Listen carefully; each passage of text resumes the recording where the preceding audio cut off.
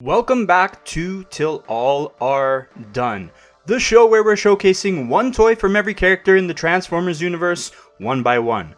We are working through the Season 1 G1 cast, but if you want to follow the series from the very beginning, check out the playlist linked in the description below, or click the card in the corner. But the best way to stay tuned for new episodes is always to subscribe and see which figures and characters pop up next.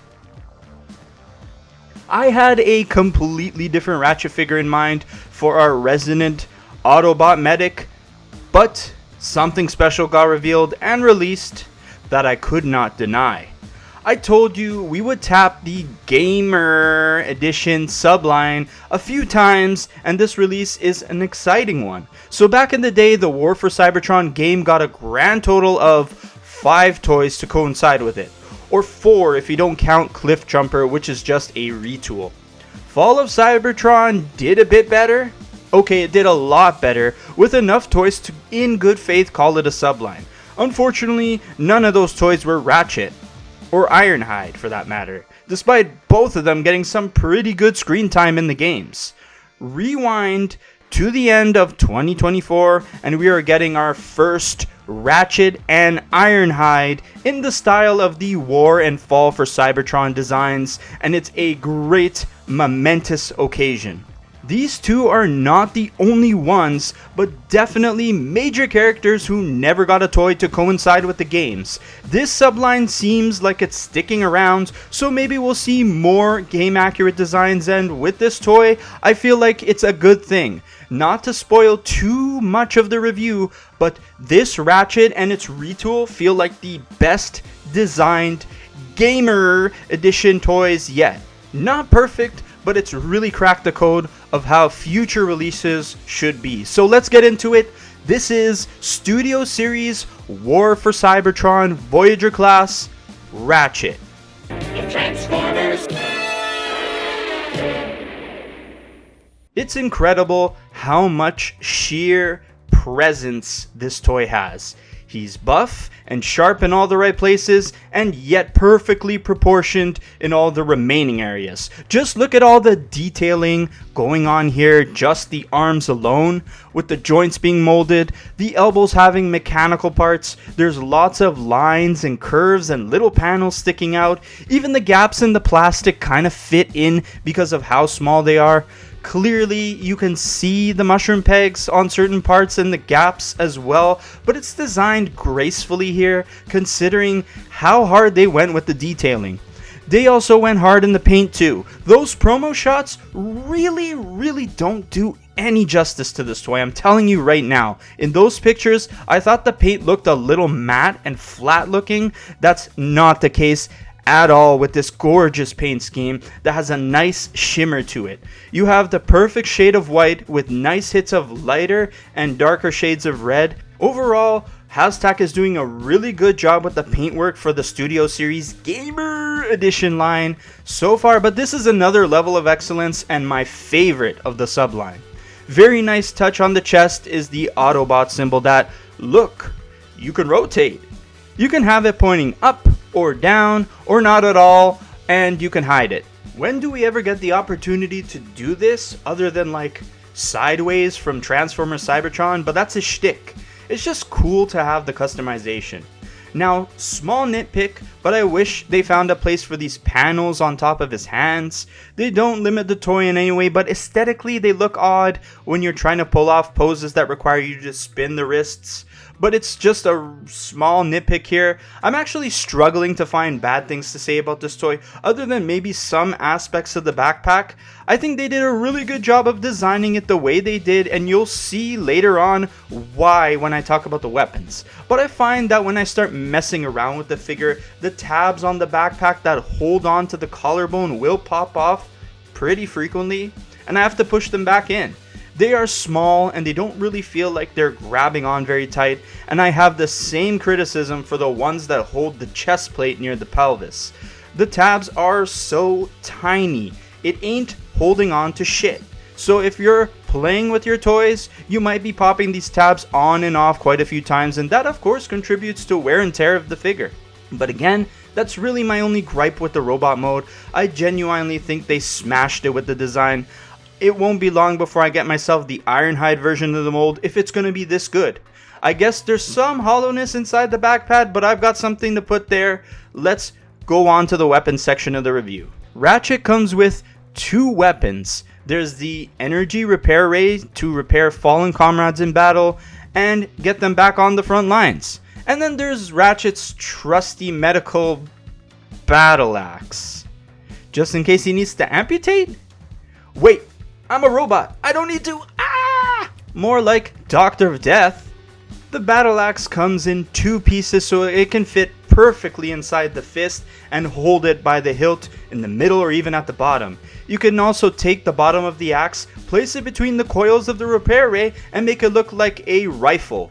Lovely customization options here, perfect for playability. With the way they designed the weapon arm gimmick and weapon management, you can clearly see that Hashtag has figured it all out now.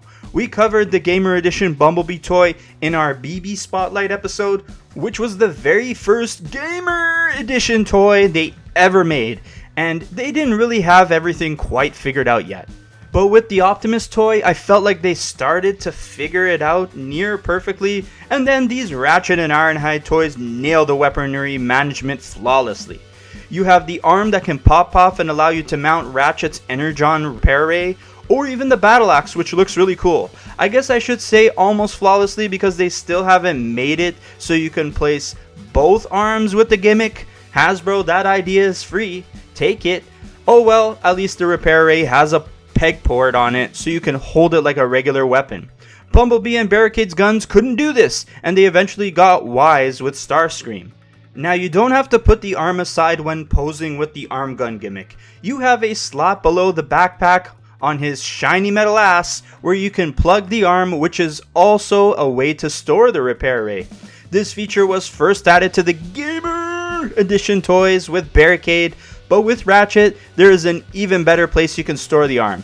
They are getting smart because they made it so you can store the arm inside the backpack. Whoa!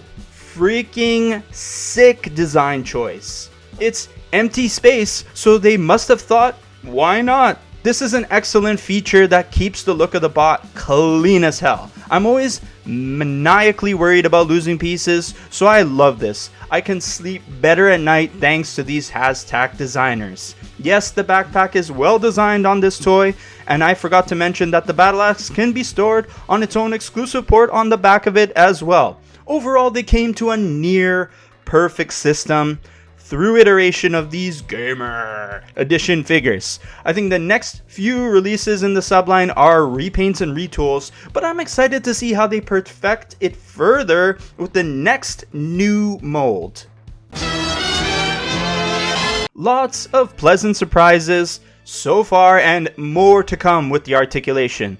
The Gamer Edition subline has a track record of hits and misses, but if this is the new standard, not anymore. Head is on a ball joint so you can spin it 360 and tilt forward and back. There should be some side to side, but I can't quite seem to get his head to do it, so I'm gonna say no for that. Shoulder articulation is weird, but maybe in a good way. The shoulder armor is on its own joints beside the neck, and then armor pieces themselves are ball jointed, so they can articulate in a limited 360 capacity. With armor pieces off and moved out of the way, the actual shoulder can go past the T-pose 90 degrees and go all the way up to 135 degrees. You see this on many Transformers really, but the caveat is now you don't have the armor covering. If you place the armor back on, the shoulders move to a 75 degree range before you can start seeing the separation between the armor and the arm.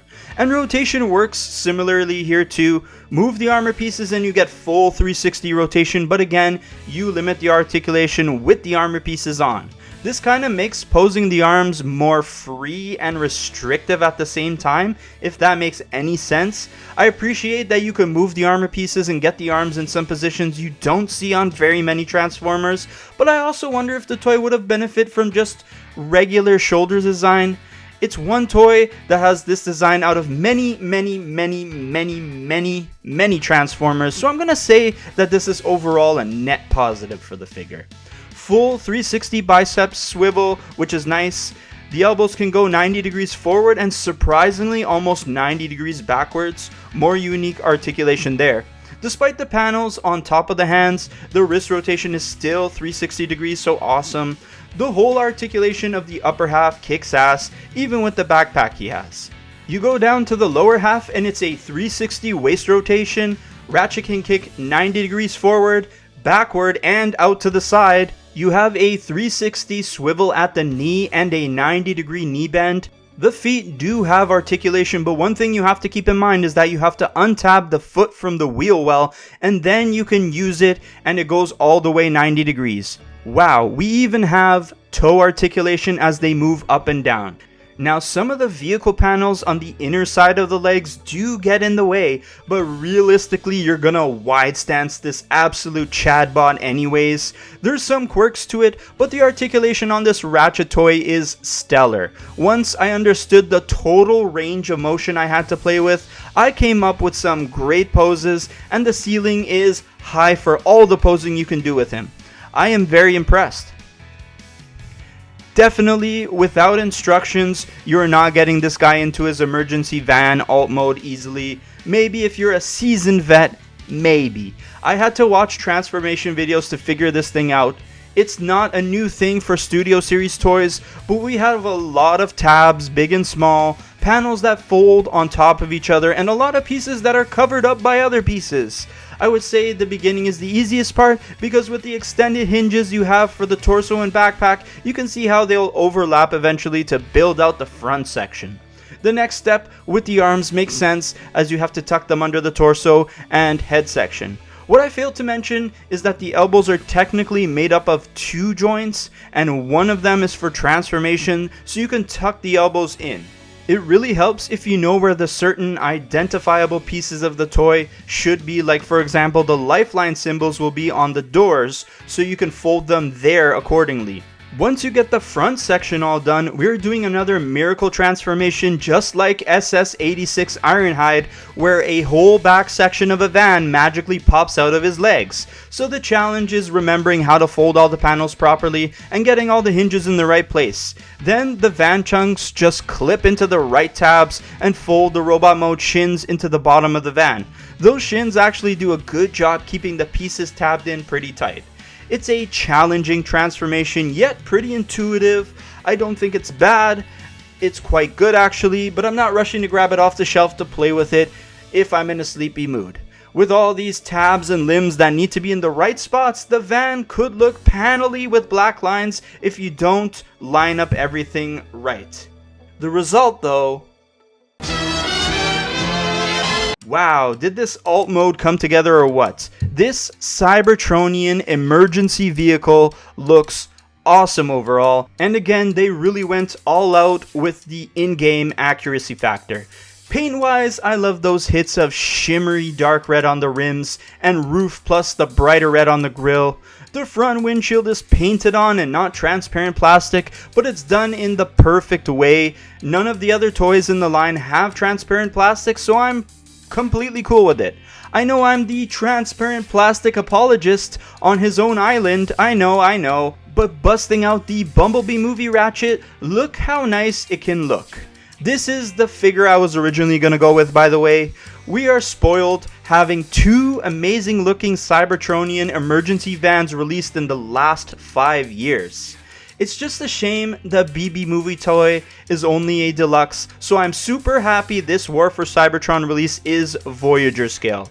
Parking him beside Optimus and Bumblebee just to give you an idea of size, it's perfect. I love how much attention is being put towards keeping scale sizes correct, which I feel they completely messed up with the Studio Series Bumblebee movie subline.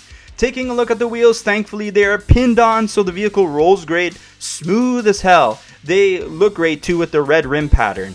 The back of the alt mode looks a bit plain even with the red rims, but it's not awful. The original in-game model has an Autobot symbol there and they could have added it there too. We have one on the front and those nice looking lifeline tampograph on each door, but we aren't going to break the budget bank by adding one more tampograph just to enhance the look of the back. The battle axe is stored on a porthole on the top of the roof, and the energon repair ray can be tabbed on either side of the two tabs on the rear bumper. It's not a clean look by any means, but it beats putting the weapon off to the side. The battle axe kinda looks like a roof mounted gun, so if you imagine that when looking at the alt mode, it makes it a bit more presentable. But yeah, the weapons are coming off when I need this alt mode in the shot. I don't want anything to get in the way of this awesome looking van. So you can tell I'm absolutely in love with this toy, and I feel it's the win that the Gamer Edition subline needs. Repaints of existing figures are going to come in hot, but I really hope they can keep this standard of quality going for the new molds they plan to make, because I'm giving this Ratchet toy a 4.5 out of 5 stars. It really is near perfect, and I can't say enough good things about it. You should have Ratchet and Ironhide in your collection if you're a fan at all of War and Fall for Cybertron games. The only real thing I can complain about is the fact that the body and the backpack don't really tab in tight enough. It's a bit annoying to have to constantly fiddle with it, but if you are planning to shelf it and never touch it, it's completely fine. It's more of a problem when you want to play with it. Everything else is nitpicks, and I'm over the moon, or should I say high moon, with how this toy turned out. The Good Doctor is good, and what a time to be a Transformers fan. That's a wrap on another one down, but a long way to go till all are done. We are going back to the Decepticons for the next episode, and the one in question is quite an interesting one, no matter what fiction he's in. But I won't spoil it. You'll have to subscribe and get notified when that episode drops. If you're new, check out the other Transformers I've covered already. But no matter, thanks for spending some time here on the JR Magnus channel, and peace out.